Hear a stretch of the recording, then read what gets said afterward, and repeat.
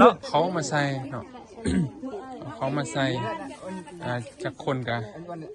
ใส่คนนั้นคำมี6 คนมี7 คนก็ใส่ตามนั้นพี่น้องนี่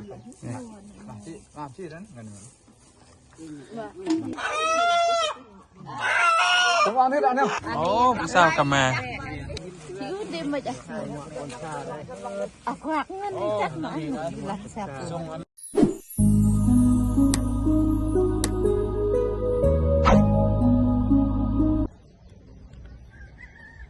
ครับทักทายสบายดีพ่อแม่พี่น้อง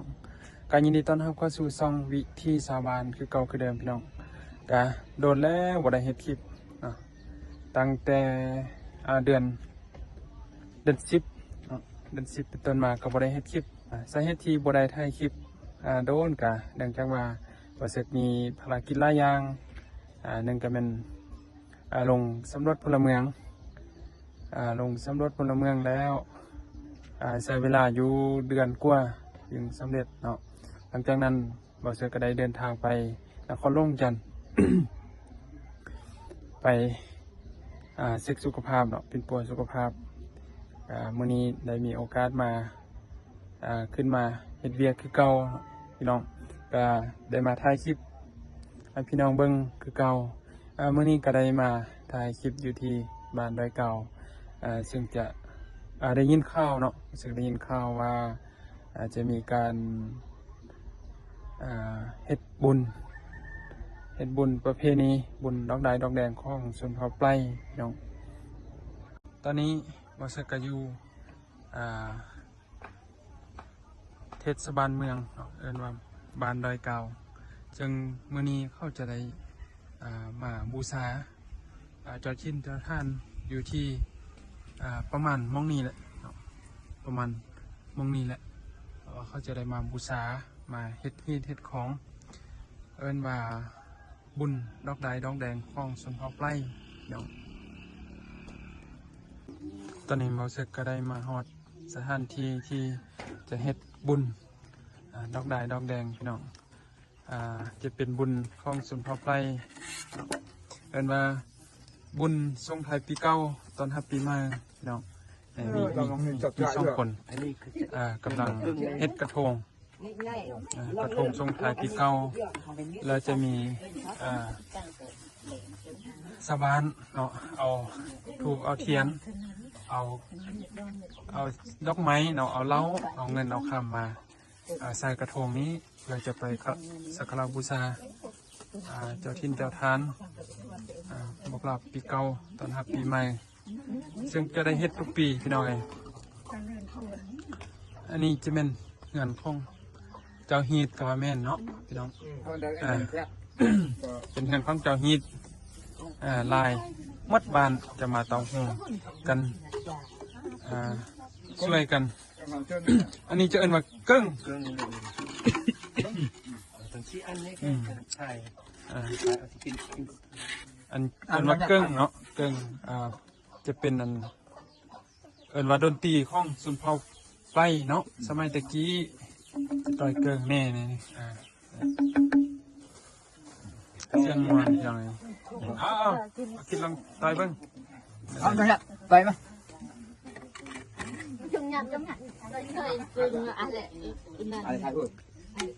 ต่อยเบิ่ง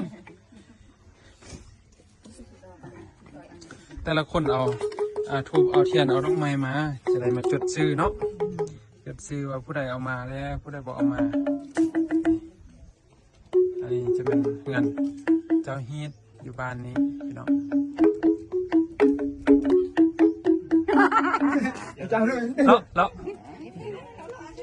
เล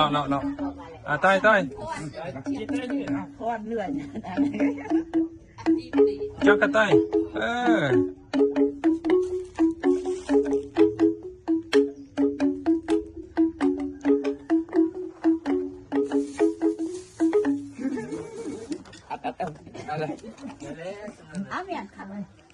ต่อยเลยไม่จ้องnếu trong này chẳng được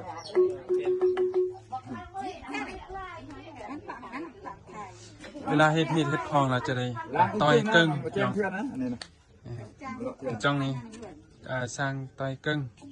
เสียงม่วนเนาะเป็นเอกลักษณ์ของชนเผ่าไพรพี่น้อง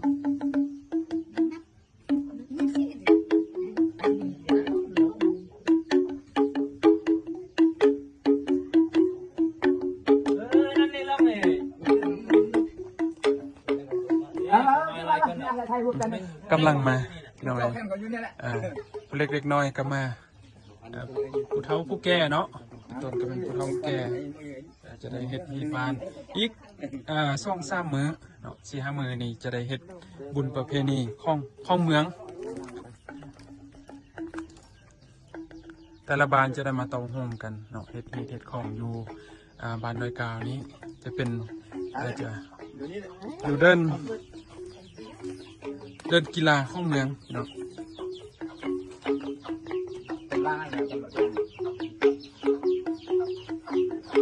สร้างต้อยกับม่วนเนาะเสียงม่วนจะมีอันฟอนน้ำบ่เต้นน้ำบ่ต้อยนี่ละเต้นน้ำบ่มีอยู่เนาะตะกี้มีอยู่เดี๋ยวนี้ก็ยังมีอยู่บ่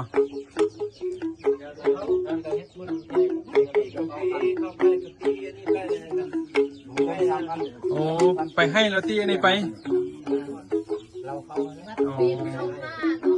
เวลาเปเข้ามาเราจะตีต้อยตัวนี้เนาะ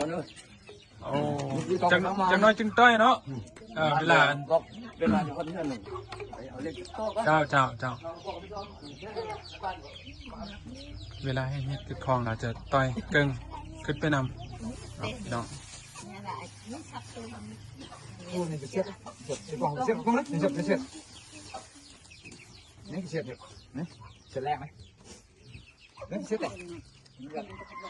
กำลังมาก็มีพี่น้องเลย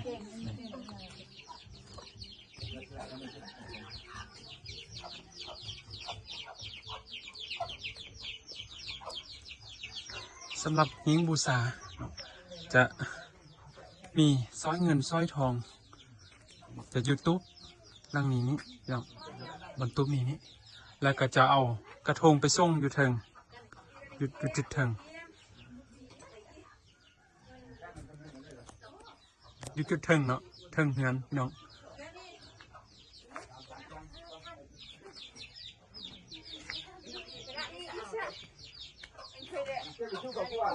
ก่อนตู้กับว่า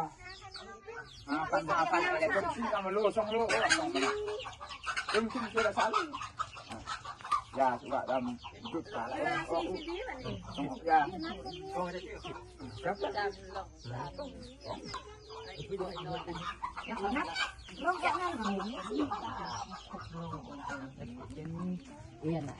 จะมีข้าวต้มเนาะอย่าซุปเห็ดแบบจำลองสวยมากมายมีดอกใดดอกแดงเนาะไม่จ้องเป็นบ่ออันนี้ดอกใดดอกแดงสวยดอกใดดอกแดงแล้วก็เทียนเพิ่งมาบูชมบูชาเจ้าที่เจ้าท่านเนาะ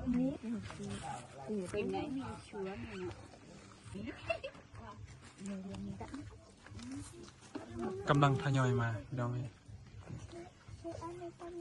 เป็นแม่ย่าแม่ยิงมาช่วยกันเห็ดกระทงหลังจากเห็ดกระทงแล้วเราเอาไปปะไว้อยู่เถิง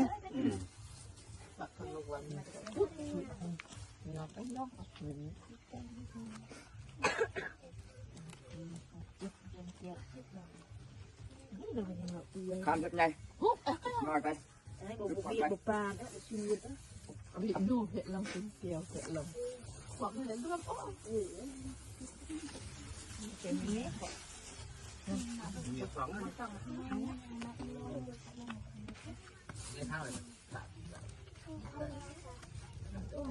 ฉันไว้นี่กินเหล้าไปพร้อมยัวนี่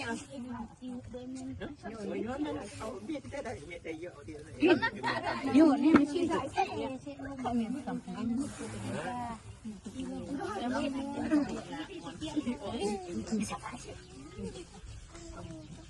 จะมีสวย สักการะบูชาพระบุรุษผู้ที่ล่วงลับไปแล้วเก่าตอนที่มาเนาะ เขามาปูเลย อยู่ไปเช่นมันไม่ชาตุสา อีกคนเป็นเตี้ยเป็นเทียบเป็นพวกเลย ไปเฮ็ดมันเพื่อนอันนั้นไม่ช่วย อินนี่แหละสิเด่น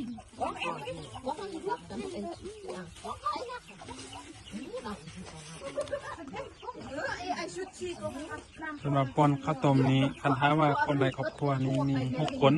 ก็จะใส่6 คำแม่นบอกไหมจอง มี10 คนของ10 คำ มี10 คนก็ใส่10 สำหรับ คำ ครอบครัวหนึ่ง10 คนเขาใส่10 คำเนี่ย เอา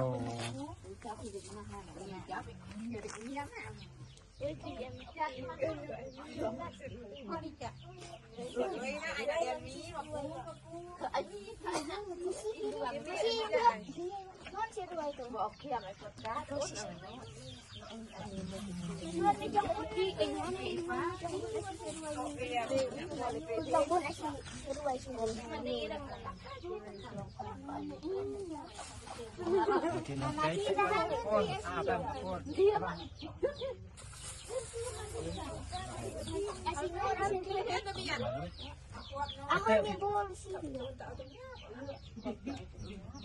นาะเรื่องข้าวเ Así me anda kan jong buduran. ของใครของมันเลย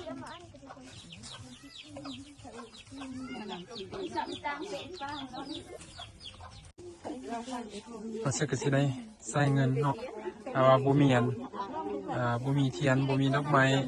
บ่สร้างเฮ็ดสวยเนาะสิได้อันใส่แต่เงินพี่น้อง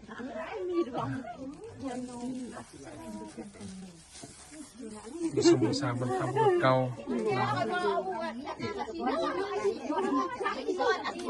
แต่ละคนมาเราจะได้อันเอาเขามาใส่เนาะ เอาเขามาใส่จากคนกันใส่คนนั้นคำมี6 คนมี7 คนก็ใส่ตามนั้นพี่น้อง ตามที่นั้นเงิน มีจักคนเรามีจักคนอยู่นั่นมีจักคน8 คนก็ใส่8 คำเป็นบ่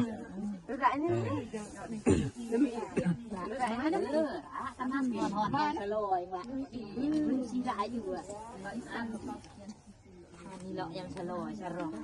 นี่น่ะที่ตักต่อปากที่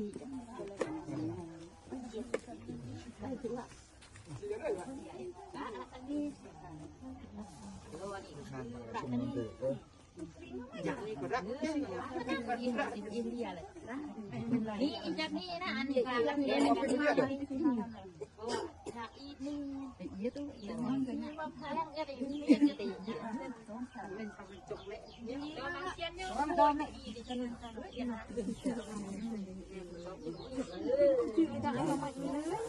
มีน้องมีจิ้วมาแบบนั้นมีจิ้วปักจุดเอ็ม เรามาเราจะได้จดชื่อเนาะจดชื่อแต่ละคน เลยมาดีตัวคนไหนจะไอ้อีแบบจงยัดไอ้จงยัดว่า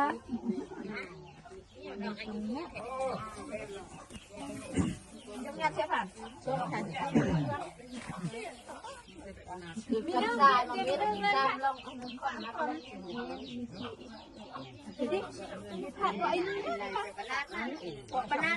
ได้ยินเสียงในบ้านประกาศเนาะพี่น้องประกาศให้มาเตาหอมไม่วางว่าให้มีไปคลองอยู่วันนี้ได้ยินเสียงกำจง นี่ก็เรื่องชี้แห้งกันชี้แห้งกันนี่ มันเคยทำอะไรสิวะ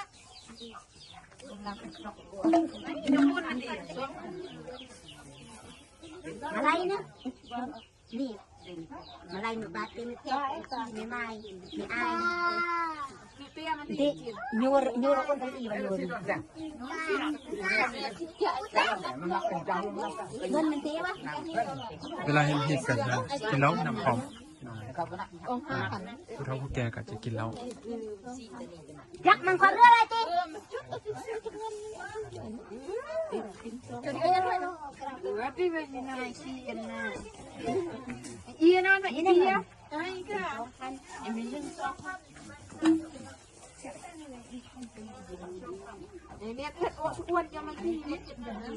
อะไรสิว่าแต่เอ้ยเขินอันคอมเมนต์อีน้ำอันนี้ฟ้ากันเอาเอาเสื้อเปียกทุกคนนี่ไปจักเลยเปียกยังช่วยไปจักเอา2,000นี่เป็นต้นนึง2,000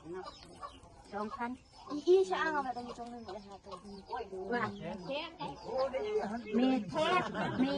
ไอมีไม้แต่ละคนมาจะต้องได้ต่อยเกิงพี่น้องผู้เฒ่าผู้แก่แม่ย่ามีหยังก็ต่อยได้ ก็เลยเนี่ยความนี้ ว้าวไอ้ไปจังรู้นะ เอาต่อยเบิ่ง เอามาขอท้ายไอ้นี่จังรู้นะ เพิ่นบ่ให้ทายพี่น้องเวลาจับเนาะก็จะใส่มือจับใส่มือใส่วางมือเนาะวางนิ้ว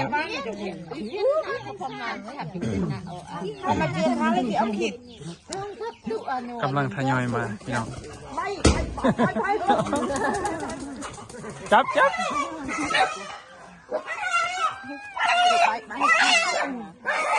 โอ้เพิ่นกำลังจับไก่พี่น้อง จังหวะนี้ตอนนี้ บีบคอมันจับคอมันไว้วางมันห้องคอยจับบ่ต้องจับเอง ตา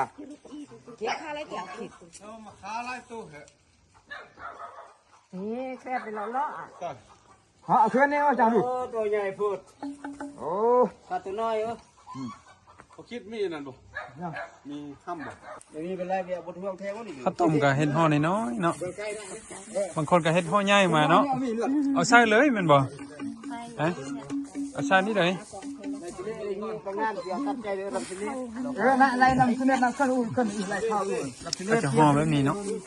แต่ละคนมาจะห่อแบบนี้เอาใบตองจริงข้าวต้มนี่ใส่น้ำบ้านใส่ยังบ่ใส่น้ำตาลบ่ใส่น้ำตาลบ่บ่ได้ใส่ยังเลยต้มลายเนาะเฮ็ดฮีทธรรมชาติฮีทเราลุ่มถึงฮีทเราลุ่มเลยจะใส่น้ำตาลใส่กะทิมะพร้าวบางคนก็กำลังทยอยมาพี่น้อง ใช่เอาด้วยความมันจำงัดเลยนี่อีแกะกลัวอีไปอ้วนเชียวย่าน่ะไปหาวิธีจะพูดที่จะลงไป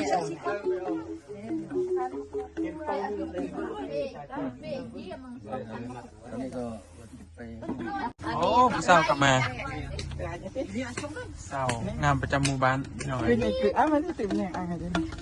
สบายดีละอ้อดาวไม่เล็กโต มาเล็กซ่องละอองดาวเนาะกลับมาเฮ็ดฮีทคือกันเนาะเฮ็ดฮีทบ้าน เปิดกล้องที่นุ่งจันกันเลยต้น ท้ายปีเก่าต้อนรับปีใหม่เอิ้นว่าบุญดอกแดงกลับมาแม่นพี่น้อง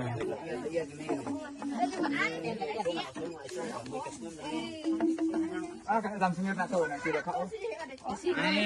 พวกน้ำเปล่า ต้องได้บูชาน้ำข้าวเด้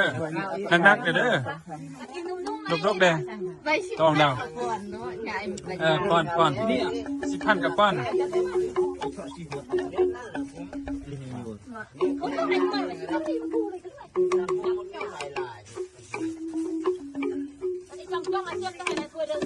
นักล่าเงินบาทได้เนี่ยน้อยสาวละอองดาว ไอ้ที่สังเกตเงินมีจงลีกนะแบบมันยิ่งเครียดอีกว่ามีจงเปียวคือตะประวันเนี่ย10,000เนี่ยว่า10,000เนี่ยแต่ละคนมาจะได้เอาเงินมาใช้เนาะ สนี่ เอาเงินมาใช้ก็ได้ใช้แล้ว เม็ดจะจำลง แล้วก็เอาเขามาใส่นี่ นี่ใครสิยัวนี่ ผู้หายดักรามรวยก่อนสิกู้แต่